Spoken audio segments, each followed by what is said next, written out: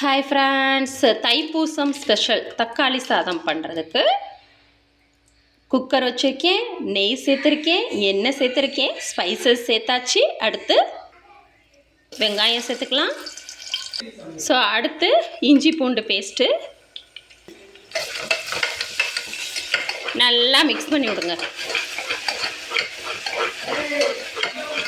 So இப்போ நம்ம உப்பு சேர்த்துக்கலாம். அப்போ தான் சீக்கிரம் இந்த வெங்காயம் வெந்து வரும். அதுக்கு உப்பு சேர்த்துட்டு கலந்து விட்டுறலாம். ஸோ இப்போ நம்ம தக்காளி சேர்த்துடலாம். நான் ஒரு 4 தக்காளியை கட் பண்ணி சேர்த்துருக்கேன். கலந்து விட்டுருங்க. ஸோ இப்போ நம்ம புதினா தலை சேர்த்துடலாம். அடுத்து கொத்தமல்லி சேர்த்துடலாம். இப்போ நல்லா கலந்து விட்டுருங்க.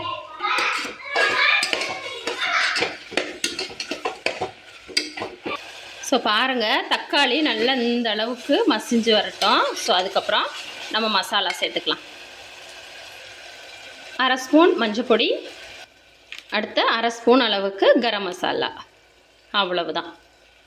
ஒரு முறை கலந்துட்டுருக்கேன். ஸோ பாருங்கள், நல்லா தகன்னு எண்ணெயெல்லாம் பிரிஞ்சு வந்து நிற்கி. ஸோ இப்போ நம்ம அரிசி சேர்த்துக்கலாம்.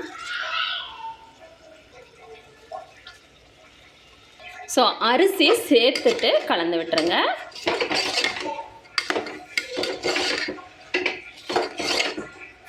ஸோ இந்த மாதிரி அரிசியை நல்லா கலந்து விட்டுட்டு நம்ம தண்ணி சேர்த்துக்கலாம்.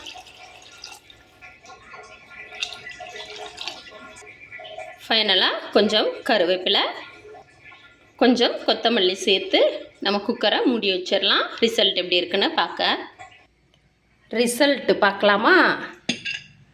எப்படி இருக்கு பாருங்க, செம்மல்ல.